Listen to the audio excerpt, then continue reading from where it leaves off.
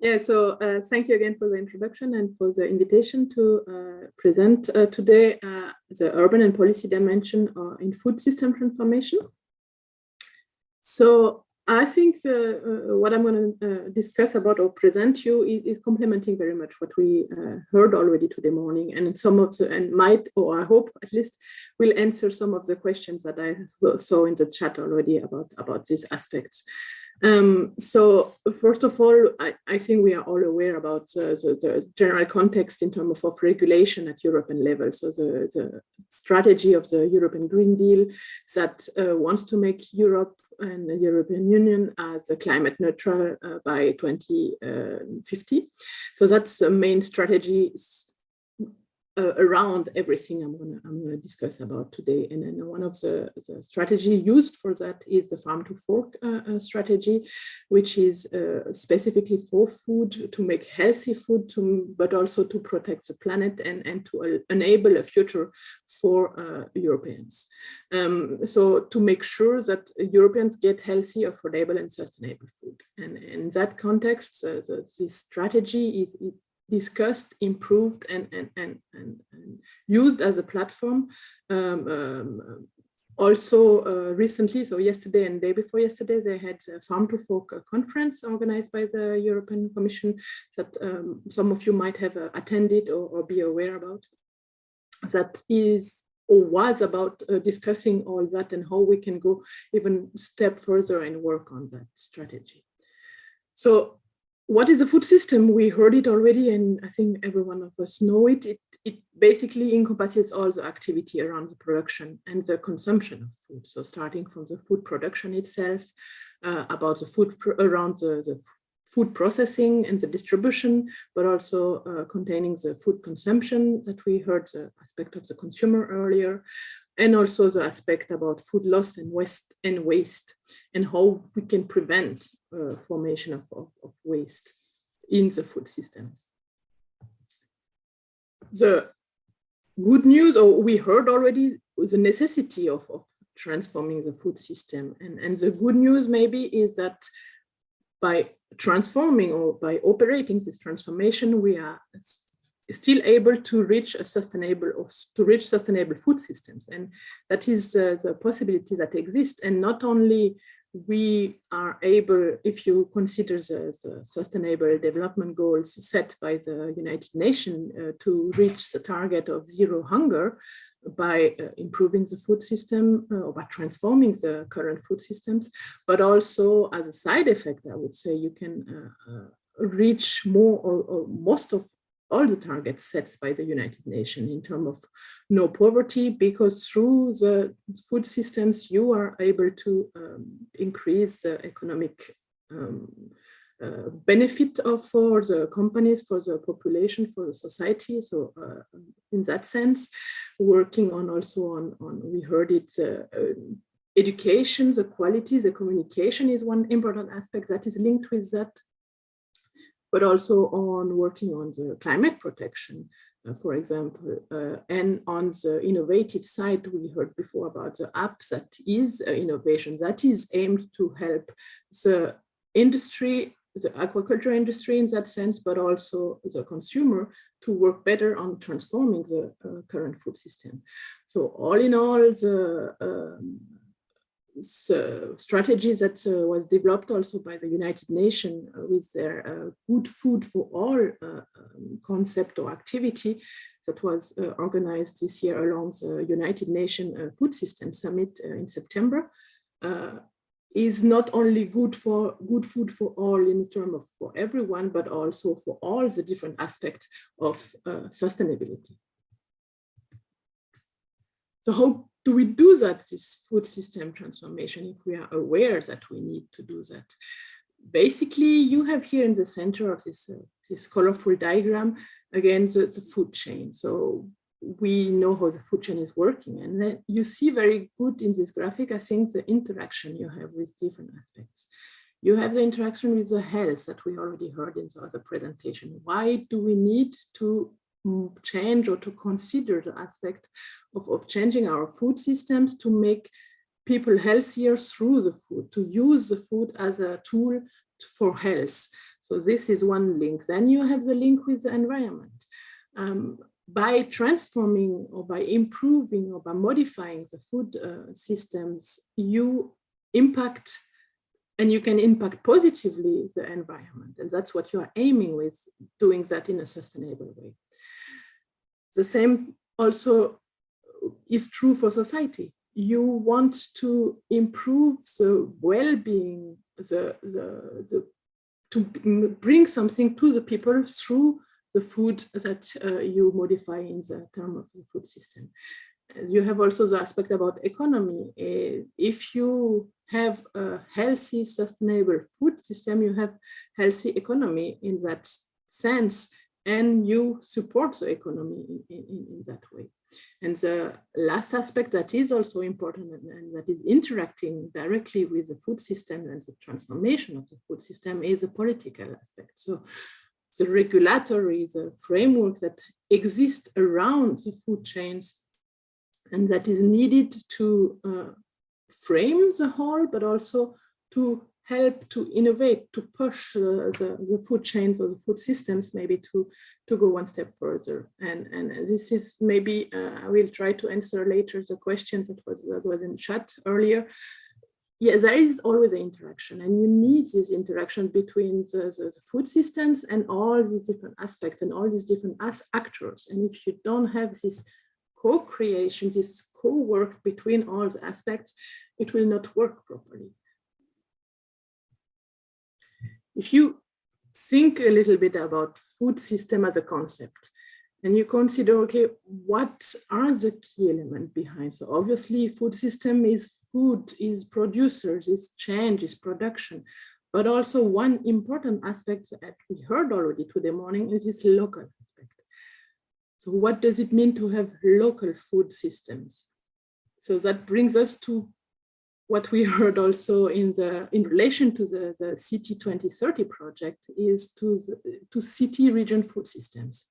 So how can we have our food systems, so going from the production over the processing, manufacturing step, distribution, the market, the consumption, and the waste management, or all that in a local concept around this city, region, local aspect. So do we have that, and how is that interacting with the society, but also with the environment, with livelihood and economic development, and the food security and nutrition at local level, so at the level of a city region.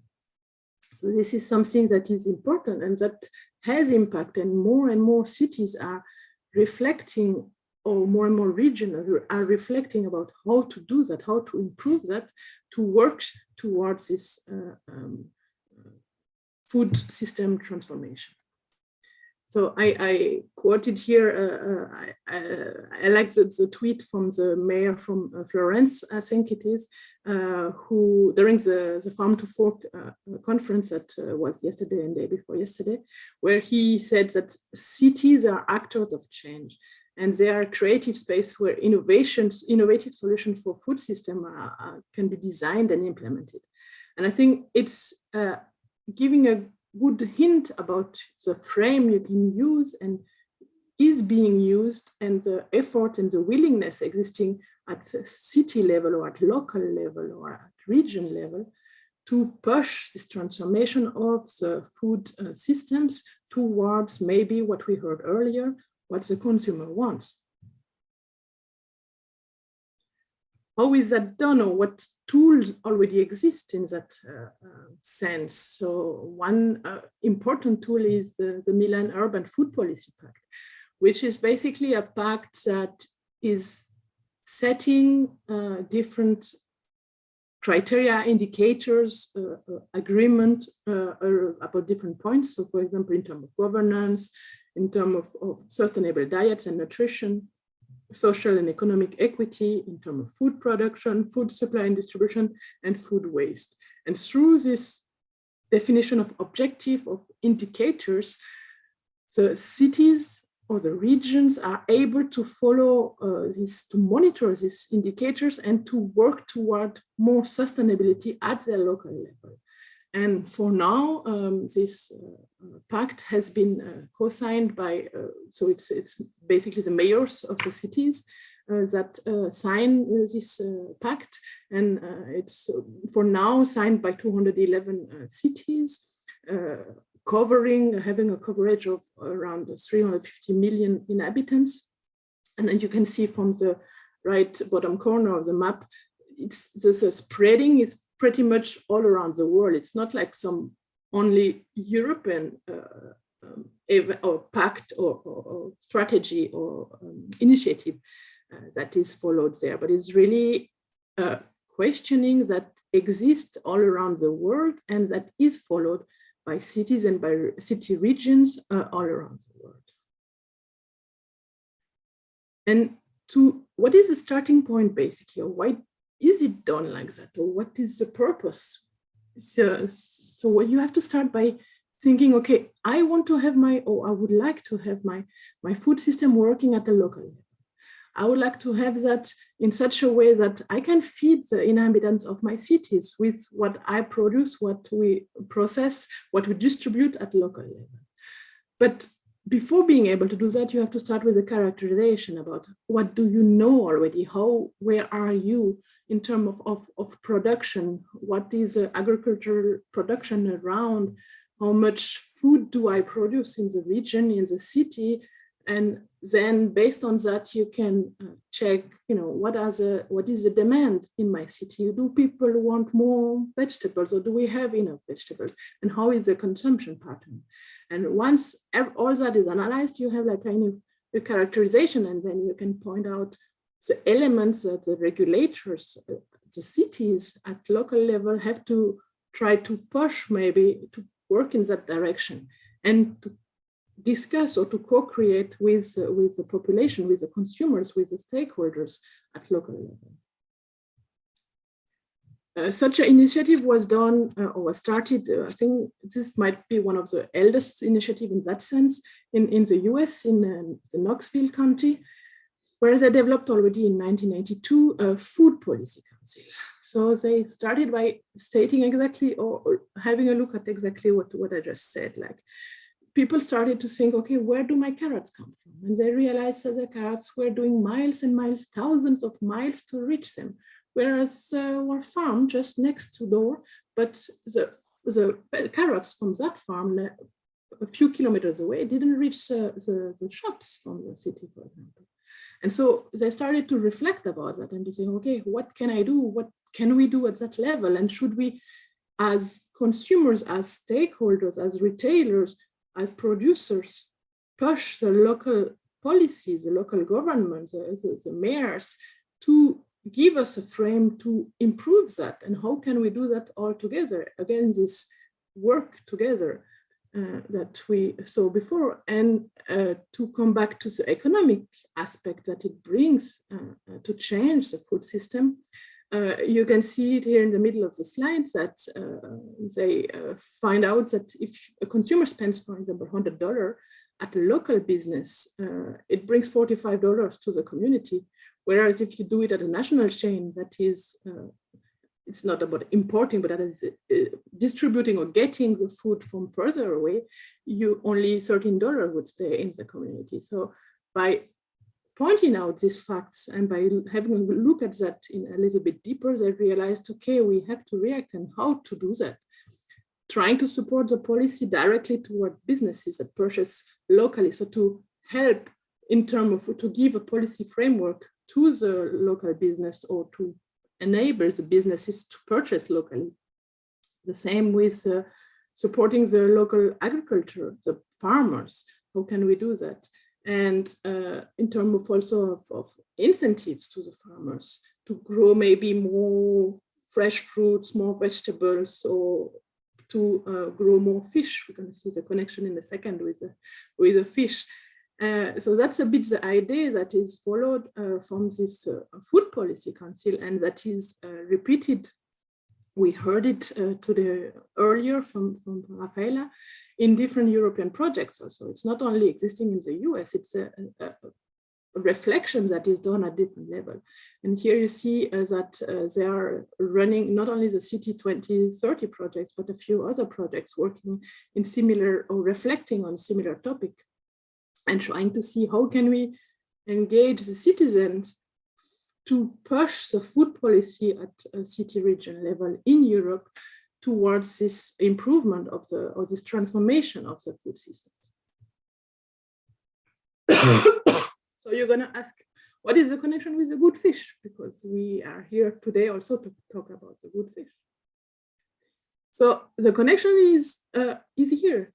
It exists. There is a recent assessment, the Blue Food Assessment that came out this year, earlier I think in summer, which is bridging the gap.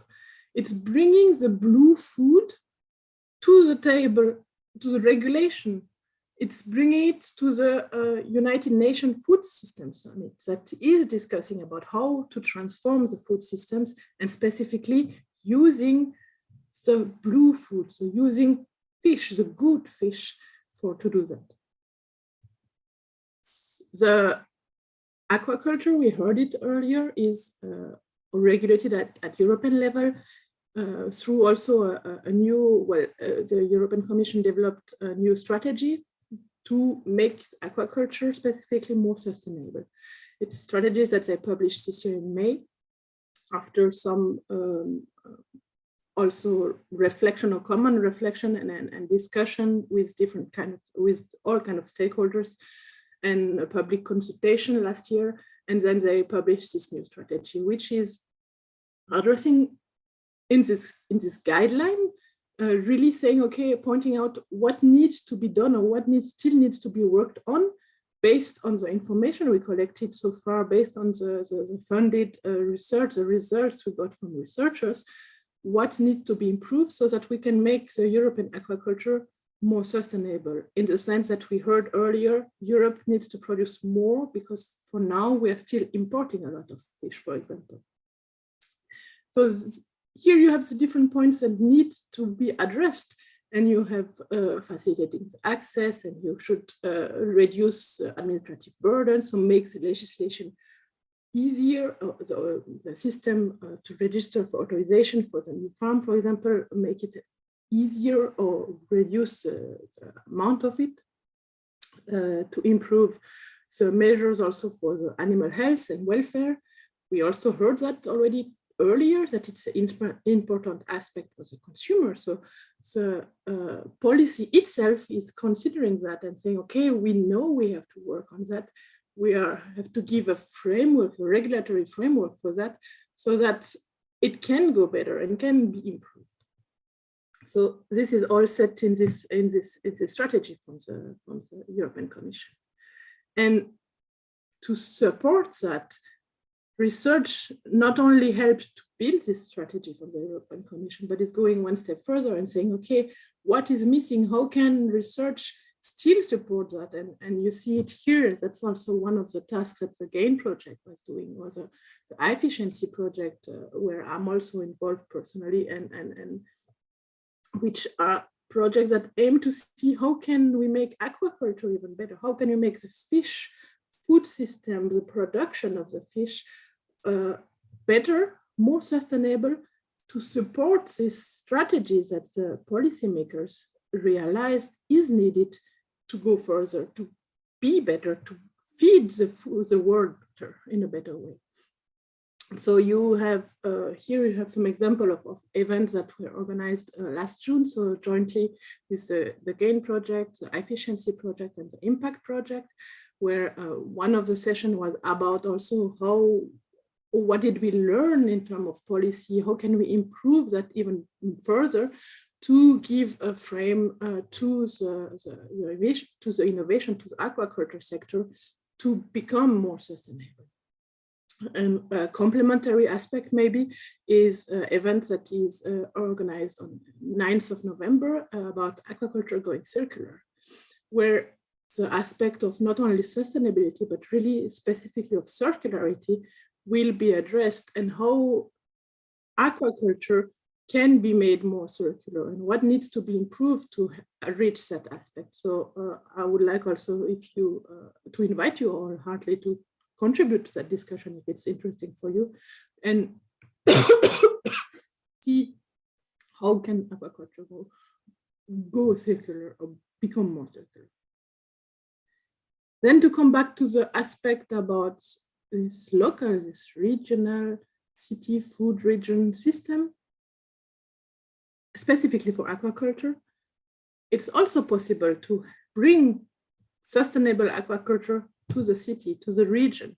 It's not, there is no limiting factor at that level. And there are here some examples. That's a German example where a retailer, the Rewe Group, built it, or they opened this year in May, I think. They opened a supermarket where they have an aquaponic system. So basically in the supermarket, you see it in the right, the architecture is a bit a modern architecture, sorry, I would say. You have in the basement of this supermarket, they have the RAS system, so the recirculating aquaculture systems that are producing the perch. They started with that kind of fish for now, but they will most probably diversify that aspect. And they are growing their fish, and in some circular aspect, in some loop, they are using what they are producing to, at the same time, grow herbs, in that case, basil, that they are growing on the top of the supermarket. And then through the architectural design of this building, they also use some other elements such as the sun and the other kind of energy, so that they can on their own produce a fish that is then sold directly in this locally in this supermarket. So that's, for example, an example of what is done already, what could be maybe an answer to this food system transformation at urban level.